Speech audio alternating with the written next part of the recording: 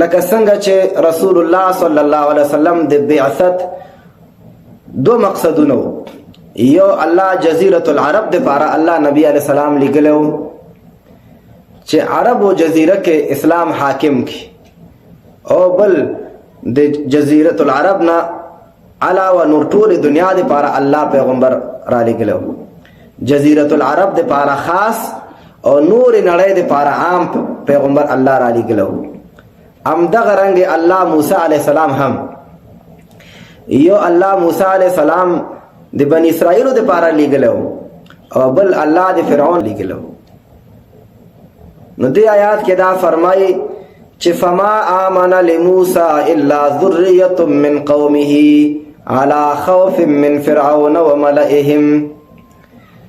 په موسی علیہ السلام باندې ایمان نور اوړه مگر سکسانو د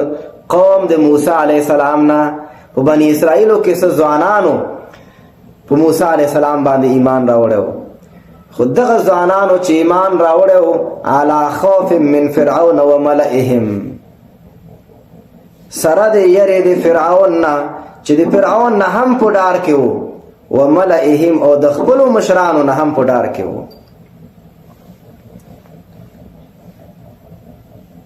کله چې صحیح دین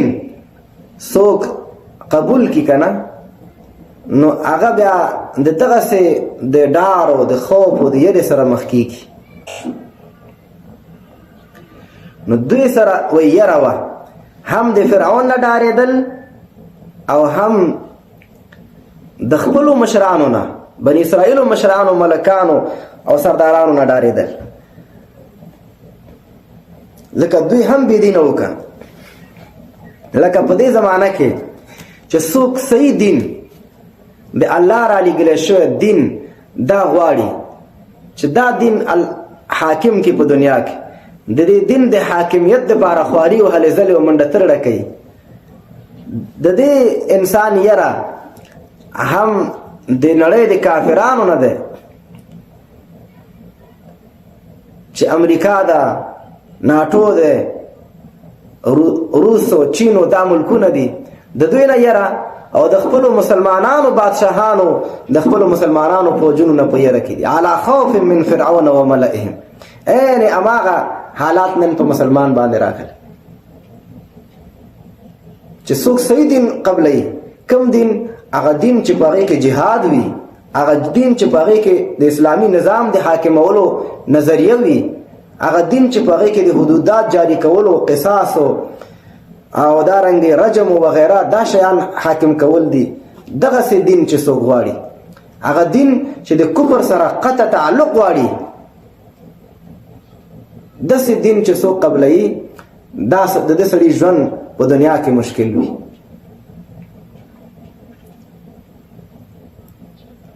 منځونه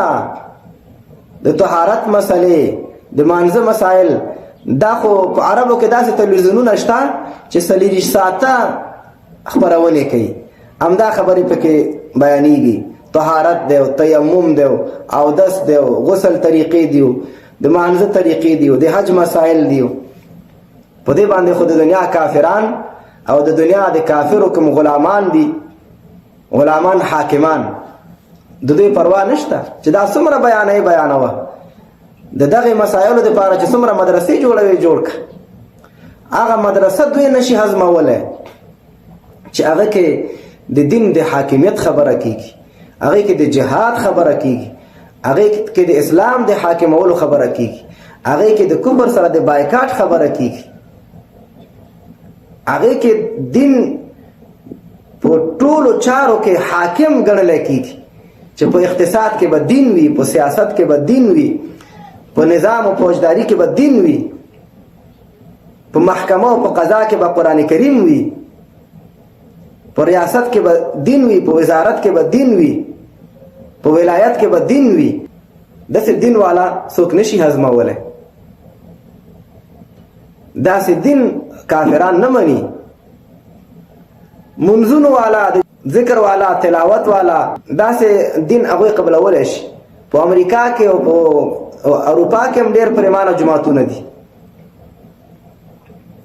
نو فرمای فما آمن لموسی نو ایمان نو راوړه په موسی علیہ السلام باندې الا ذریه من قومه مگر ځوانانو د قوم د موسی علیہ السلام نا على خوف من فرعون سره د یری د فرعون او ملئهم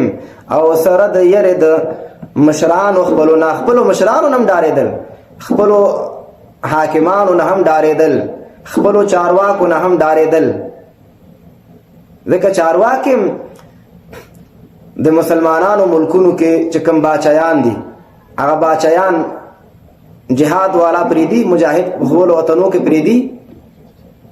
مجاهد ته هغوی ترورستان وایي. جزیرة العرب کې چې څومره عربي ملکونه دي، ترکیه، پاکستان،